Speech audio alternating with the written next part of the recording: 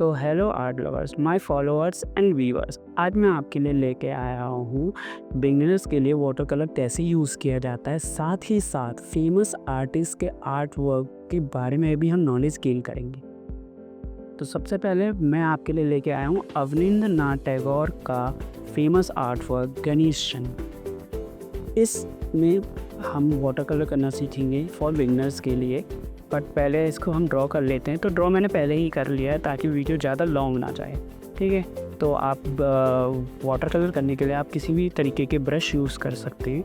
मैं यहाँ पे मोव ब्रश और एक 000 साइज़ का ब्रश यूज़ करूँगा। हालांकि बिगिनर्स के लिए मोव ब्रश लेना ज़रूरी नहीं है, आप कोई भी सिंथेटिक ब्रश यूज़ कर सकते हैं। तो पहले मैं इसके बैकग्राउंड में कलर करूँगा और उसके लिए लूँगा मैं आपका scarlet lake and crimson lake. इन दोनों के मिक्सचर को मैं इसके बैकग्राउंड में यूज़ करूँगा।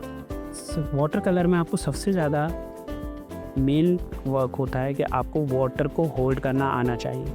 वाटर को होल्ड करने के लिए आपको उसके बार बार प्रैक्टिस करनी चाहिए, जिसके लिए सबसे मेन और इम्पॉर्टेंट थिंग जो मुझे लगती है वो ये है कि आपको फेमस आर्टिस्ट के आर्ट वर्क की कॉपी करनी चाहिए।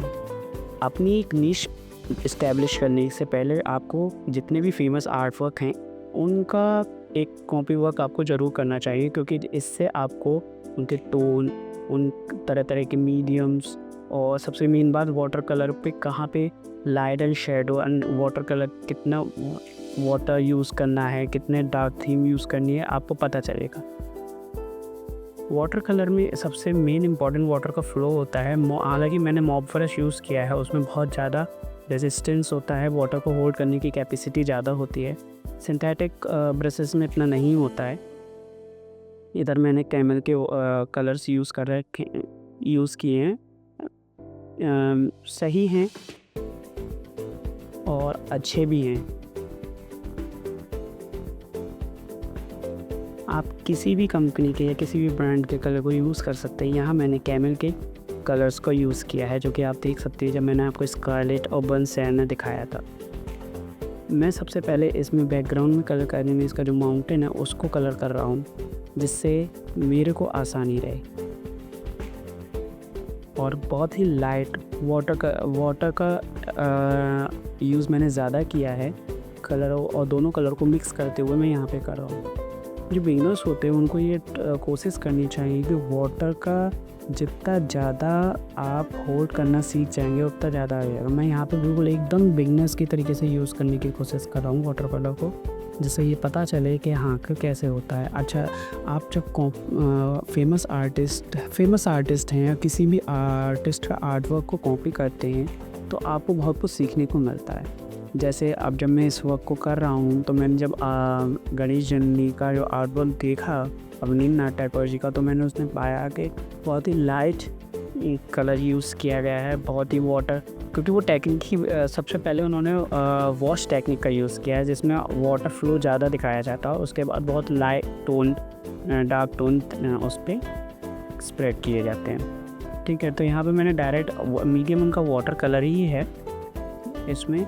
और इनका अगर हम नॉलेज गेन करने की बात करें तो मैंने आपको जैसे भी बोला था कि गणेश जी ने उनका 1905 से 1910 के बीच क्रिएट किया गया आर्ट वर्क है। इसके आर्टिस्ट, जैसे कि मैं स्टार्टिंग में ही आपसे बोल चुका हूँ, अवनींद्रनाथ टैगोर हैं। मीडियम इसका वाटर कलर है, वॉश टेक्निक में इसका इस्तेमाल किया गया है। इसे क्रिएट करने में वॉश टेक्निक का यूज़ किया गया है। और इस समय जहाँ ये प्रिजर्व है वो है Indian society of oriental art school Kolkata में, ये अभी इस समय रखा हुआ है। तो ये तो रही नॉलेज। और अगर हम आगे बढ़ें तो टाइम हमें बहुत ज़्यादा लगेगा, तो धीरे धीरे आगे बढ़ते हैं हम। क्या और जैसे माउंटेन होने के बाद फिर मैंने इसकी ब्रांच में कलर किया। उसमें सबसे पहले मैंने सिंपल बर्न सियाना किया है, और क्या नाम है, बर्न सियाना किया है। और जो माता पार्वती के पीछे जो माउंटेन है और उनका जो नीचे का लहंगा है उसमें भी, और उनके कपड़ों में भी मैंने बर्न सियाना और स्कारलेट बर्न सियाना और स्कारलेट लेक को ही मिक्स करके उसको यूज़ किया है।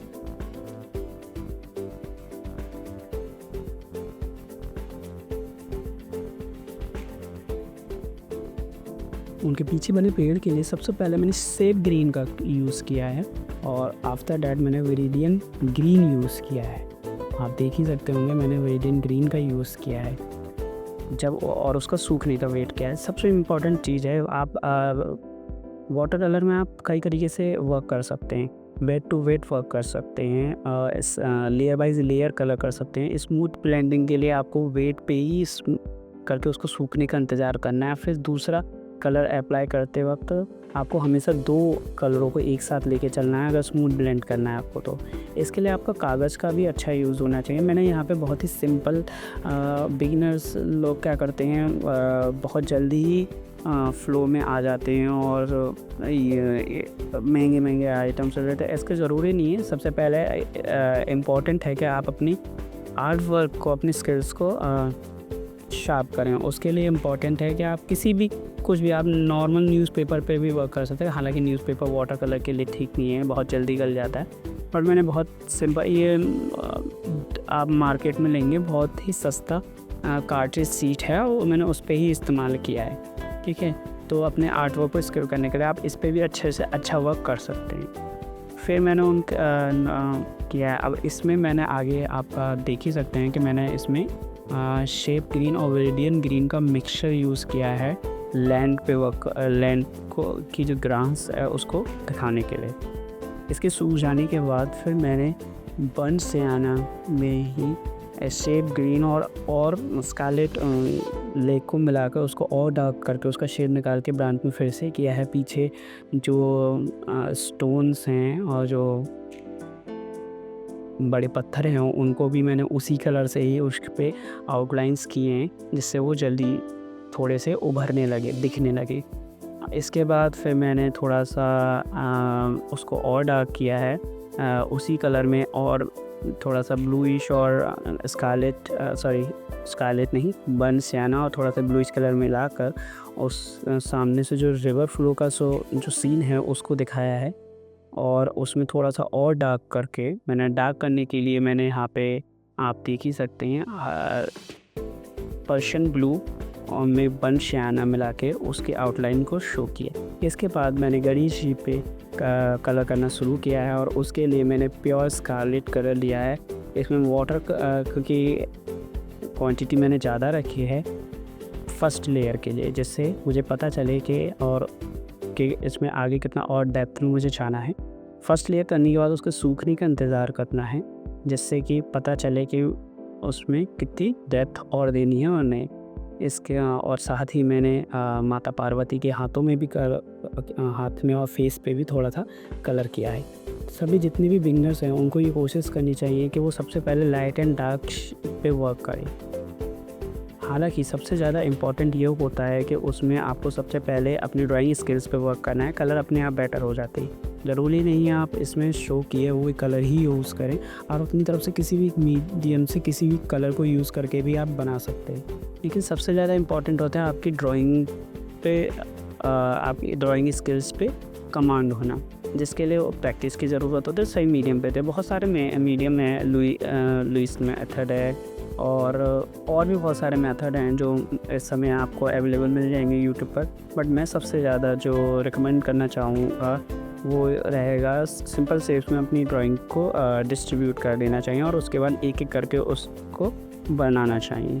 ये सबसे सिंपल है। आगे की वीडियोस में जब मैं स्केच बनाऊँगा तब मैं आपको बताऊँगा कि मैं कौन सा मेथड यूज़ करता हूँ। सबसे ईजी मुझे मेथड वो लगता है, क्योंकि हम बचपन से ही लाइंस एंड शेप्स के साथ वर्क करते हैं, तो वो सबसे ज़्यादा इजी रहता है।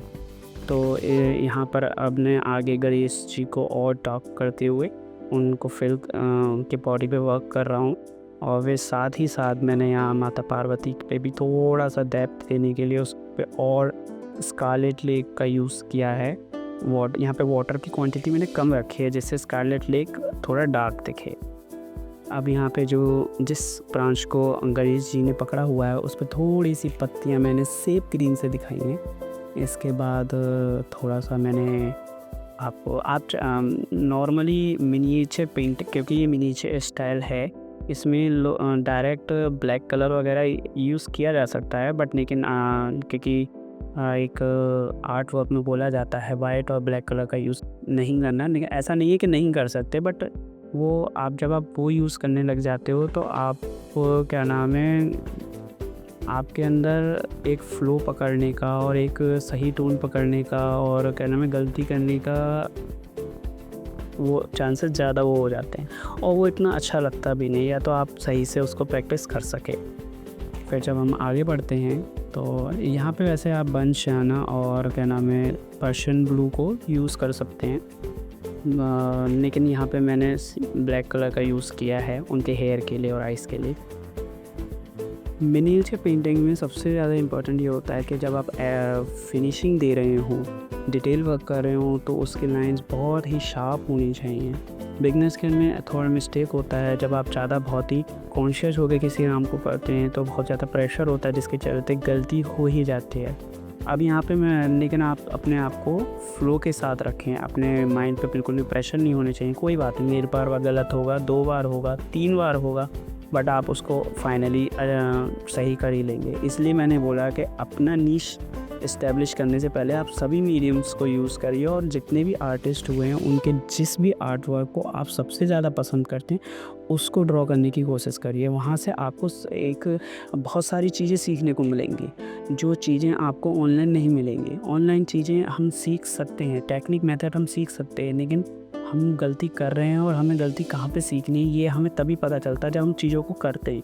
इसलिए गलत हो रहा है, गंदा हो रहा है, अच्छा हो रहा है, इसकी चिंता ना करते हुए आप बस फ्लो के साथ काम करिए, और बस वाटर कलर में एक चीज़ यूज़ करना है, कहाँ पे पानी का इस्तेमाल ज़्यादा करना है।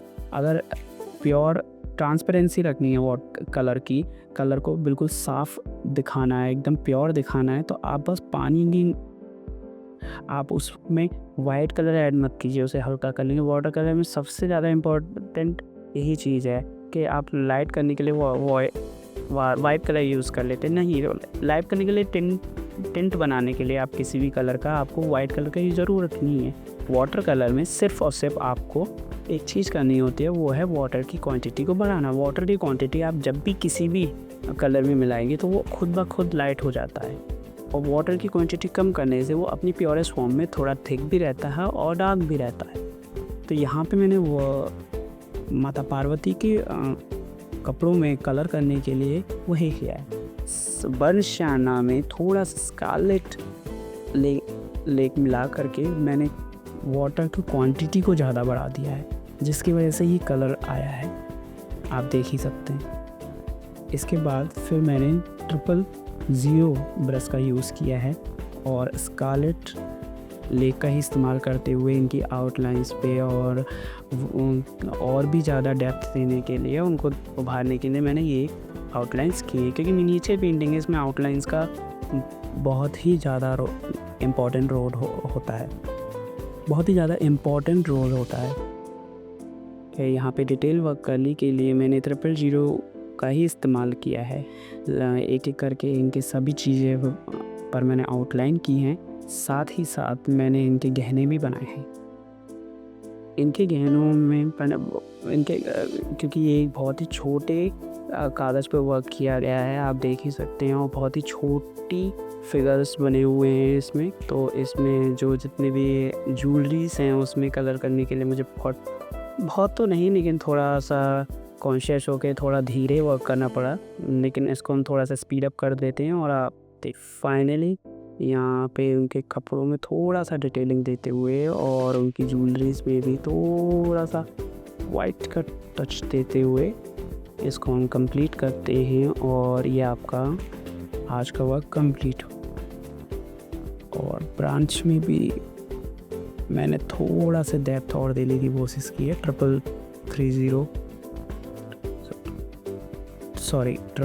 ब्रश से। तो आई होप आपके लिए नॉलेज जो मैंने आपसे शेयर की है वो आपके लिए फ़ायदेमंद रही हो, और इसे आपको सीखने के लिए मिला हो।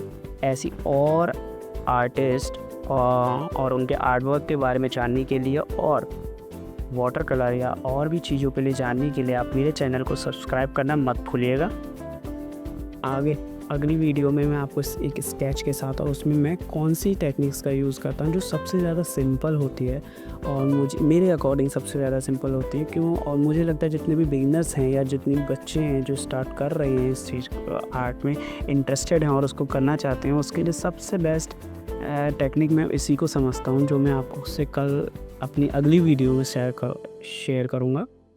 तो तब तक के लिए बाय बाय, और हाँ, मेरे चैनल को फॉलो करना ना भूलिएगा।